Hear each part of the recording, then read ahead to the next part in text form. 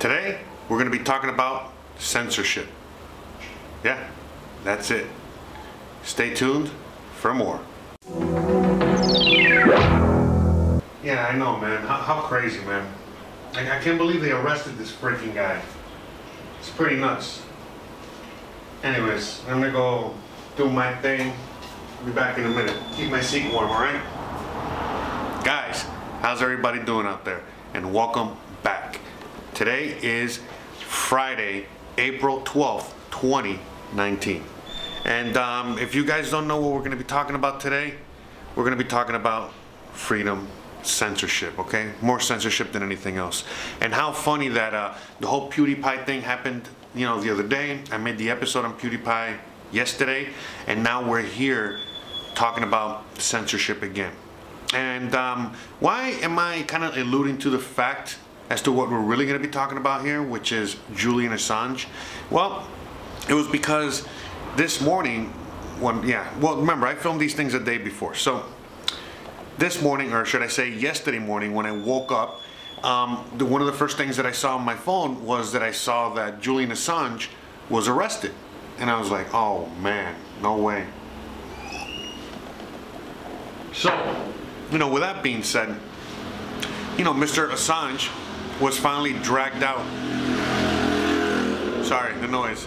So, you know, with that being said, Julian Assange was actually dragged out of the embassy, and he's going to be standing in front of a judge, which I'm sure already happened by the time you're watching this, and eventually he's going to get extradited to the United States.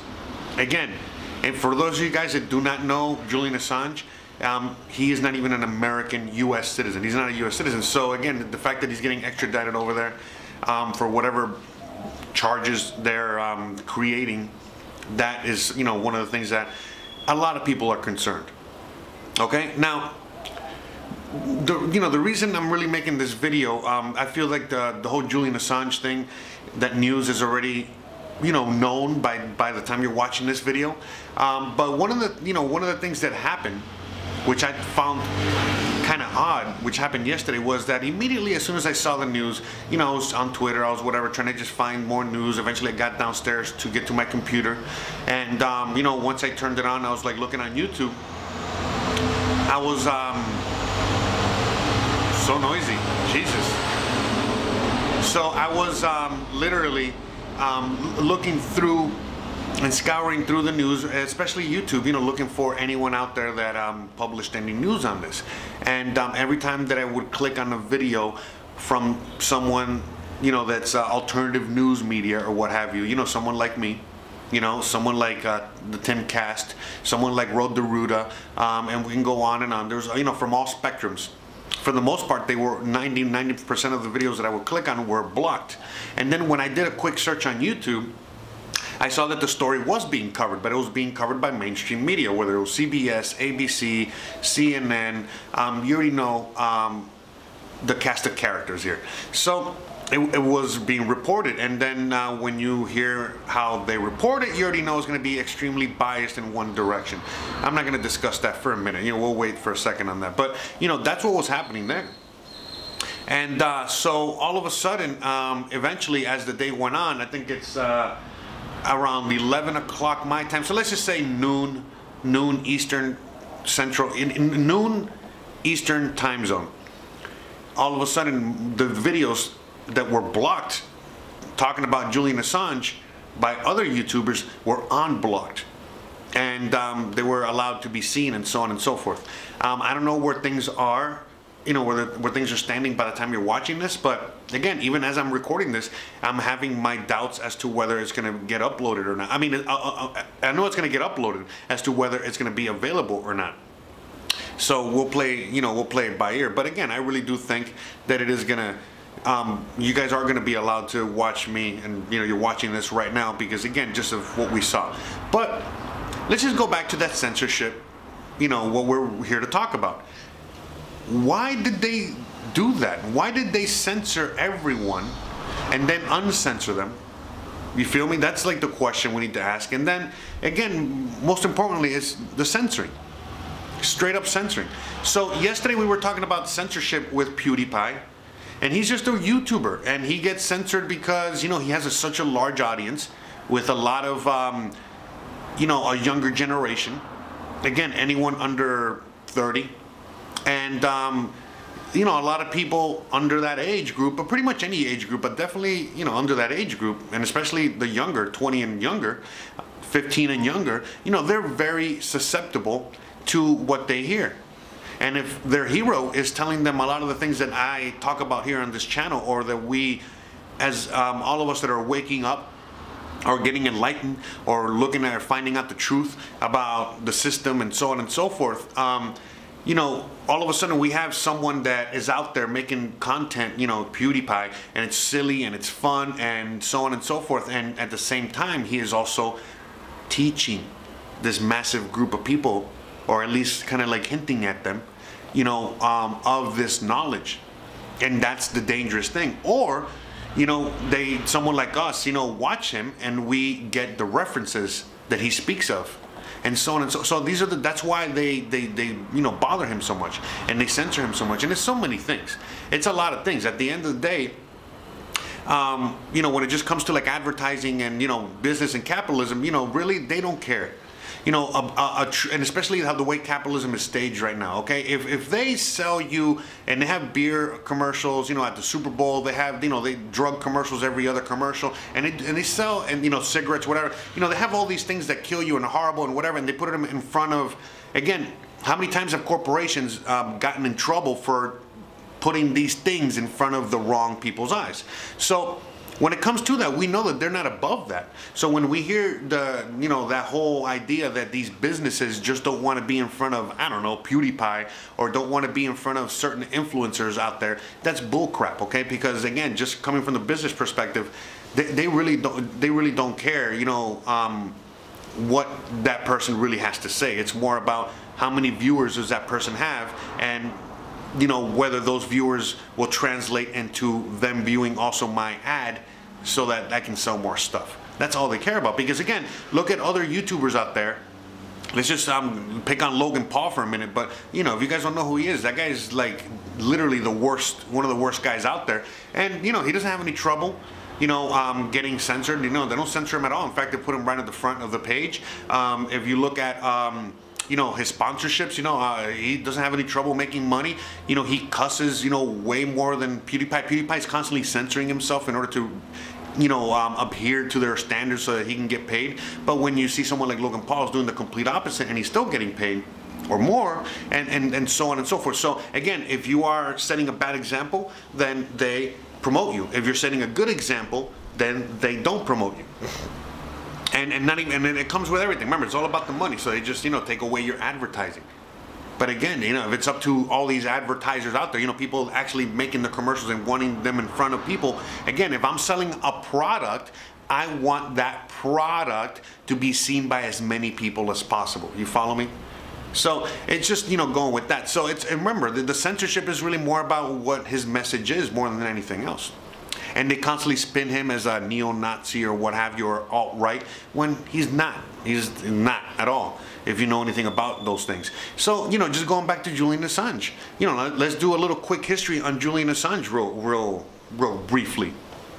You know, Julian Assange was the guy that Edward Snowden put in charge so that he could be the one releasing all this information to the public. So let's break that down. Edward Snowden, if you guys don't remember, Oliver Stone actually made a movie about it. So, you know, he's out there. And Edward Snowden right now is in exile in Russia. He was able to escape there, and so that's why he's able to live a life out there. But anyways, I digress. You know, Edward Snowden is in Russia. Edward Snowden was the guy that went out and took, you know, that information from the US government and released it to the people, aka WikiLeaks. Now, what is WikiLeaks and how was all that created? Well, you know, Edward Snowden, you know, literally found this guy, Julian Assange, and Julian Assange created this thing called WikiLeaks, and WikiLeaks was the publisher and Julian Assange was the reporter. And that's how it was. I mean, it's really that simple. It wasn't anything that complicated. So what the WikiLeaks were, it was just all the stuff that Edward Snowden was able to acquire, and it was given to someone that was a reporter and was an actual they had an actual publishing company and was able to release these things in a very professional manner. Because again, everyone does their thing. Remember, you got to stay in your lane, know your lane. Edward Snowden is not a publisher, he's not a writer, he's not an anything. So he gave that duty to someone that actually dedicates himself to that. And again, look at WikiLeaks, Julian Assange, how he has been fighting, the government, for like, been a side, what is it, a thorn in the side of the government's side? A thorn in the government's side, right, okay, sorry. For like around 10 years. And he's literally been in solitary confinement, stuck in that prison of the embassy, the Ecuadorian embassy for 7 years, literally up until the day yesterday when he got arrested. And if you guys want to go and take a little trip down memory lane, you guys remember that WikiLeaks was the darling of the left, was the darling of the Democrats, was the darling of the left and the left movement, because they were out there. Literally, what WikiLeaks was in charge and what Julian Assange was doing was literally exposing all these things that we take for granted as knowledge now. A lot of these things that we talk about on all of these channels, all this conspiracy stuff, all this whatever, all this real stuff that's real, not conspiracy, it's real stuff. All of this stuff, the reason that we have proof and paper proof is because of WikiLeaks, because of Assange, because Edward Snowden. So that's why we're able to report on all this stuff, and not just report on it, but actually have a paper trail and proof that came from the government. That is, we can find it, and it's out there, it's published. So, at the end of the day, at the very beginning, sorry, I don't mean to say at the end of the day, just to, reiterate, back at the very beginning when Julian Assange was releasing a lot of this information, it was literally, it was literally hurting the Republicans in that side, of the aisle, but it was literally helping out the left. Now, fast forward to Trump and the elections, when Trump was going out, through the elections in 2016 and trying to come out as president, he used WikiLeaks, the right used WikiLeaks, okay, and that information that was gathered from there in order to now expose the left. Now, all of a sudden, the left did not like Julian Assange and WikiLeaks anymore. Now Julian was a problem. You feel me? Because now remember, he's a real reporter, reporting honestly on all sides of the coin. So now, as soon as he turned his efforts, to what was going on with the DNC, with Hillary, with Bernie Sanders, with all of that, plus a multitude of other things, then all of a sudden he became public enemy #1. Now let's fast forward a little more. Okay, the reason he was in the Ecuadorian embassy in London was because Ecuador's president was very sympathetic with the plight and the cause of what WikiLeaks, Edward Snowden, what these individuals, Julian Assange was doing.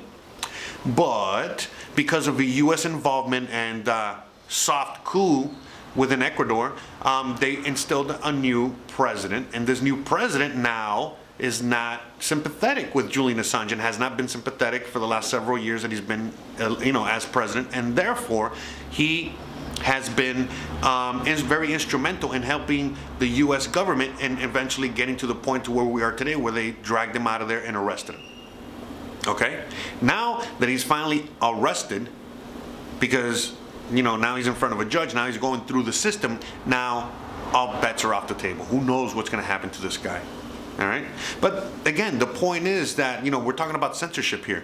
Notice that they've censored a lot of this information, and even though we know a lot of this information, we don't even know what the hell's going on with Julian Assange. A lot of us don't even know about any of this stuff, and hopefully because of this event of them arresting him, and hopefully because more tons of people like me, like Tim, like a bunch of people out there, everyone, shout out to everyone out there talking about this.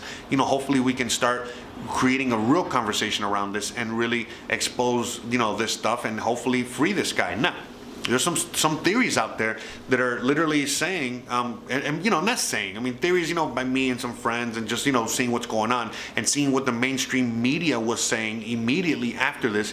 I think that whole Russiagate thing, I know Rachel Maddow is loving this right now, but this whole Russiagate thing, it's not coming to an end. In fact, what I think they're going to do is they're going to transfer now all the blame straight onto him, and they're going to put him in front of a federal court, whatever, in front of the country, the world, and literally grill him and ask him questions about Hillary, ask him questions about all of these fucking things, okay? So, that's what I think is going to happen. And I think at the end of the day, he's going to get exonerated, like we were discussing in Discord. So who knows what could happen? We don't know where this is going to end up. Maybe they'll kill him, and just as they're transferring him from one place to the other, or in prison, or whatever. You never know. But I really, I think, the more I was watching certain things out there, I was like, huh, interesting. And he might, at the end of the day, maybe when it's all said and done, a few years down the line, 9, 10 years down the line, we're in the year 7 now, he's going to eventually have freedom and be released. Kind of like how Chelsea Manning was being released, was released and so on, even though she just got in trouble again. But we know what's going on out there. So when, just to bring this whole thing full circle, I know this was a little bit more of a history lesson, but we're just really, I want to talk about censorship. That's why when I brought up PewDiePie in yesterday's episode and was talking so much about PewDiePie, going to D-Live and so on and so forth, it's because of the censorship problem more than anything else. Okay. In fact, today, earlier today, I was, talking in my Discord with certain people that are, with XRP fanatics and Ripple and stuff like that. And I don't want to get down, I don't want to talk about that right now. But again, it's all about that, where, certain individuals out there just want to make money, and other individuals out here, want to change the world. All right. And in whatever form possible. I implore everyone out there to listen to some Jordan Peterson and understand, how we can really make a change in this world. You got to start by changing yourself, and then once you change yourself, then you can start really doing something different. Otherwise, all you're doing is just getting in the way of everybody else. And again, back to the censorship thing, where now what we need to do as a people is start really talking about this, start talking about Julian, start talking about WikiLeaks, start bringing this up on a regular basis and not let it get censored or be squashed, okay? And especially now that he's finally arrested and now out in the light and so on and so forth. Because again, we've already seen the machine censor this stuff, early today, yesterday, what have you. And we're going to see how far they're going to go with this. And as you already know, the more they censor, the more they go hard on this with the censoring, the more people are really going to find out what's going on. So again, he is being sacrificed in order for the betterment of all humanity.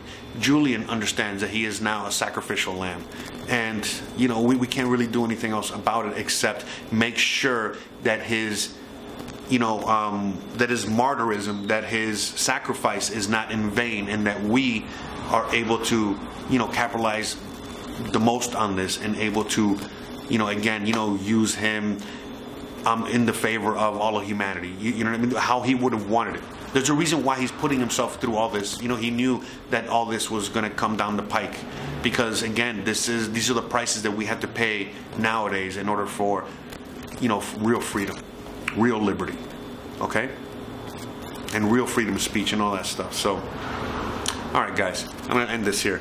I really appreciate you guys all out there. Thank you so much. I love you guys. It's been another great week. We got more episodes coming up the rest of the week, weekend and so on and so forth. I want to give a shout out to everyone out there that helped me, okay, through the GoFundMe, everyone that's part of my Patreonage, everyone that has helped me, throughout this whole process, of the situation I've been dealing with.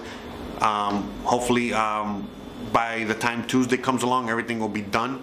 So just want to give you guys a little update on that. And that's it, Again, we're all dealing with our situations out there, and it's only because of Big Brother and that control and that censorship and all that comes along with that. All right. Enough about me. Enough about all this. Enough about censorship. It's time to get out of here. All right? So please don't forget to like, subscribe, share, hit that bell icon. But please share this knowledge more than anything else. We need to get this word out, okay? We cannot have this conversation end anymore, okay? We need, whether again, it's not just Julian, but it's the whole censorship stuff. We have the tools, so we need to put these tools into play, all right? That's why I was talking about PewDiePie yesterday. All right, thanks again. See you guys tomorrow. Love you, and appreciate you. Have an amazing weekend, and I'll see you tomorrow. Bye.